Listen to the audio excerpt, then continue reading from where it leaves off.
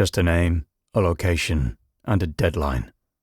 These were professionals, disciplined, detached, deliberate. They stepped into lives quickly, ended them without hesitation, and disappeared before anyone knew who they were. This is Pantheon history, and these are the deadliest hitmen in history.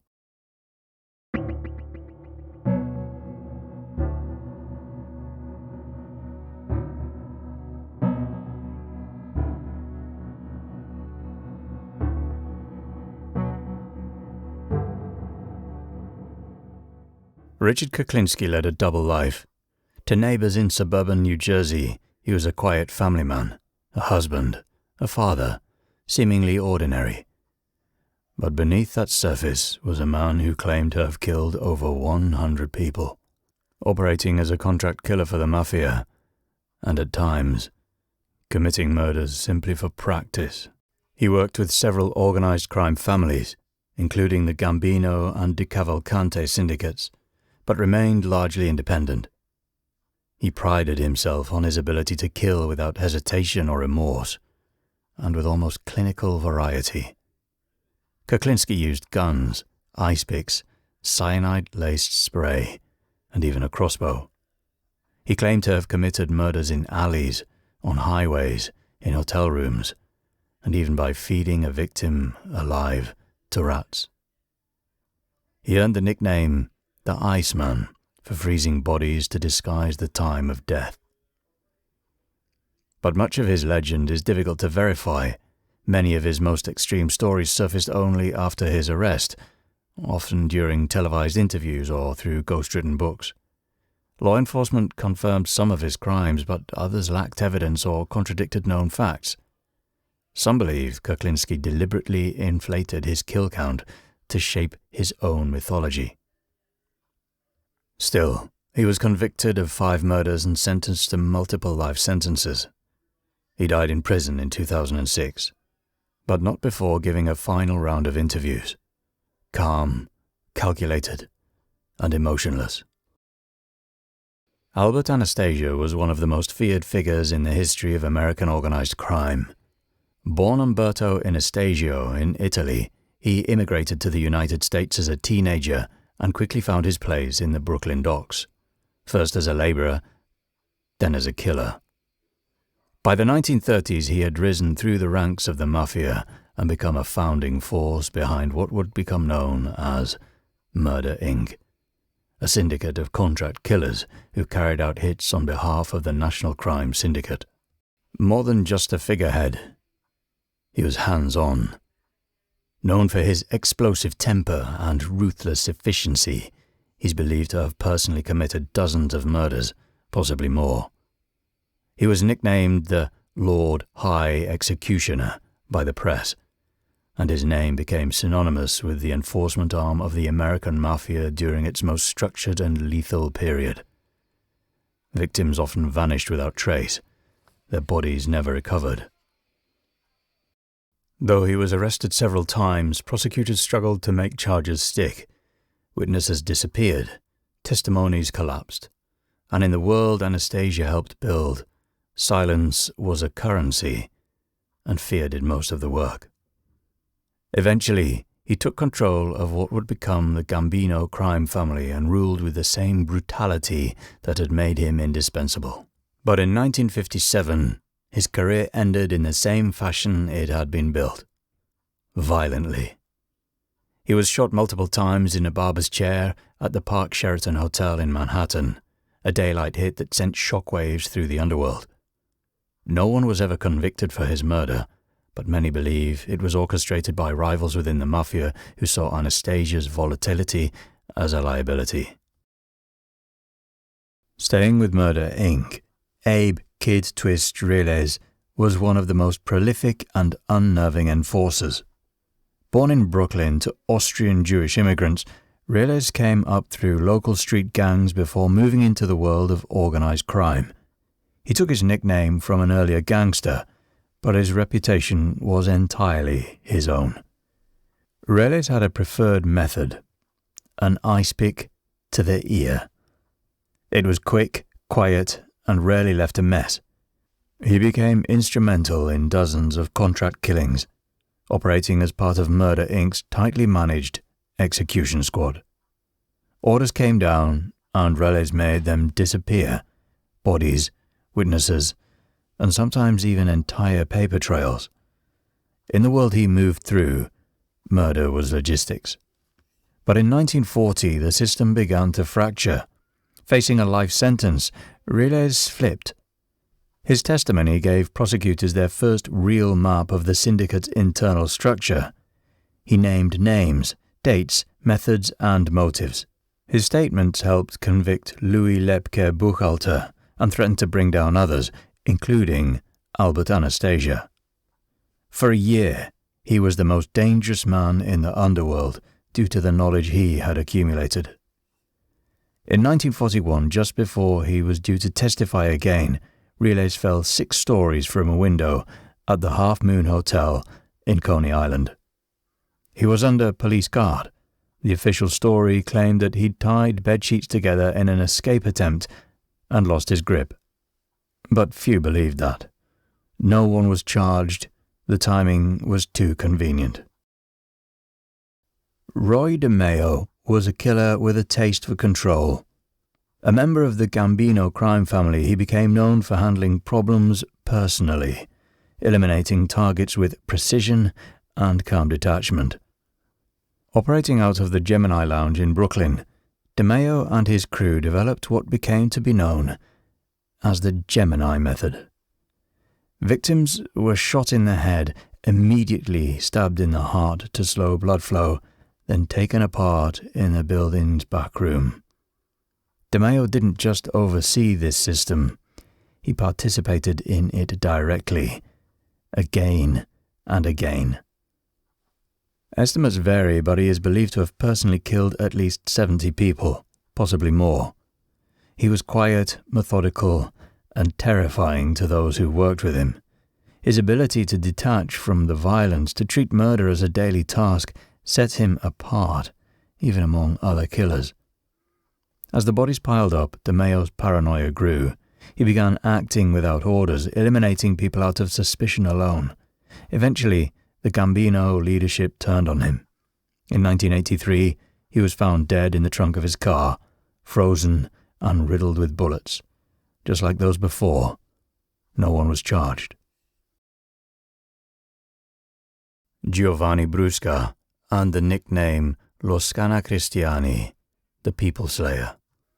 He was less subtlety or strategy, more brutality. A loyal enforcer for the Corleonese faction of the Sicilian Mafia, Brusca rose quickly, doing what others hesitated to do, carrying out orders with sadistic thoroughness. His most infamous act came in 1992 when he detonated the bomb that killed anti-mafia judge Giovanni Falcone, along with Falcone's wife and 3 bodyguards. It was a message, one that totally shook Italy to its core. But Brusca didn't stop there. When a mafia informant began cooperating with authorities, Brusca kidnapped the man's 11-year-old son, Giuseppe Di Matteo. The boy was held for over 2 years, tortured, then strangled. Brusca personally ordered the body dissolved in acid, so there would be nothing left to bury. He claimed involvement in over 100 murders. Some he carried out with his own hands, others he ordered. Inside the mafia, he was feared not just for what he did, but for how far he was willing to go. In 1996, Brusca was finally captured. Years later, like others before him, he turned informant. His corporation helped dismantle parts of the Cosa Nostra, but the damage he inflicted never faded. He was released from prison in 2021 after serving 25 years. His freedom ignited outrage across Italy. José Manuel Martinez worked in silence for years. To neighbors, he was a quiet, devoted father. To the cartels, the Black Hand. A trusted hitman, Martinez claimed to have killed over 30 people across the United States and Mexico. Authorities suspected the real number to be much higher. He operated as a contract killer primarily for the Sinaloa cartel, one of the most powerful and violent drug trafficking organizations in the world. He was trusted with sensitive work, rival traffickers, suspect informants, and those who simply knew too much. Some were ambushed on rural roads, others were executed in their homes. He carried out each job without fanfare, often traveling across state lines to get it done. Martinez was arrested in 2013 while crossing the border. During questioning, he calmly confessed to a career of killing that spanned more than 3 decades. He gave names, locations, and methods, never raising his voice, never showing remorse. He described the murders the way others describe routine labor. In court, he apologized to the victims' families but offered no defense. He was sentenced to life in prison without parole. Alexander Solonik was a killer with military precision. Trained in the Soviet Army and later serving as a police officer, he possessed an unusual combination of firearm expertise, hand-to-hand combat skills, and an ability to move undetected. When he drifted into the criminal underworld during the violent collapse of the Soviet Union, those skills found a new purpose. Solonik became a contract killer for multiple Russian crime syndicates, including the Orekhovo and Uralmash groups. He was known for carrying out high-risk hits on rival mob leaders, often in public and often alone. One of his most notorious assassinations took place in Moscow, where he gunned down a high-ranking mob boss with 2 pistols, firing with deadly accuracy. He escaped from prison twice, once slipping out of a Moscow courthouse, and again from the high-security Matroskaya Tishina prison. His ability to evade capture became part of his legend. By the mid-1990s, he was known as Superkiller, a nickname earned through both his kill count and the near-mythical stories that followed him. But Solonik eventually became too visible. After fleeing to Greece, he was found strangled to death in a luxury villa in 1997. Authorities suspect he was eliminated by the very syndicates that once relied on him, either because he knew too much or because he had begun offering his services to rival factions. Julio Santana is often cited as the most prolific hitman in modern history, but almost everything we know about him comes from one source. Brazilian journalist Cléster Cavalcanti spent years interviewing Santana for the book The Name of Death. In those interviews, Santana claimed to have killed 492 people. He said he began at the age of 17, killing his own cousin on orders from his uncle.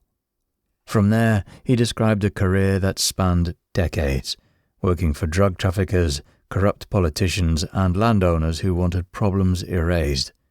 He said he carried a Bible in one hand and a gun in the other, praying before every hit. But there's no independent confirmation of the body count, no court records, no formal investigation, no public arrest or trial. According to Cavalcanti's book, Santana operated in remote rural regions where law enforcement was scarce and deaths often went unreported. Even if the numbers are inflated, the portrait is disturbing. Santana moved quietly under false names, killing across Brazil with discipline and emotional detachment. He eventually claimed to have retired and found religion, but whether that redemption is real or just part of the story is impossible to say. Juan Jairo Velázquez, known by the nickname of Popeye, was the Medellin cartel's most loyal and lethal enforcer. He served directly under Pablo Escobar, carrying out executions, kidnappings, bombings, and torture without hesitation. He claimed to have personally killed over 250 people and helped orchestrate the deaths of more than 3,000 others. His targets included judges, politicians, journalists, rival cartel members, and even his own girlfriend, whom he murdered on Escobar's command. He spoke of these acts later with composure, never denying them, only explaining them as part of the job. Popeye's methods were direct and brutal. Drive-by shootings, bombings in crowded areas, point-blank executions. His violence was strategic, but never restrained. During Colombia's cartel wars, his name became a warning. In 1992, he surrendered to Colombian authorities and was sentenced to 30 years in prison.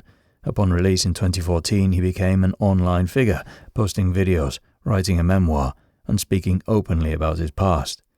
Some viewed him as a man seeking redemption. Others saw only a killer enjoying the spotlight.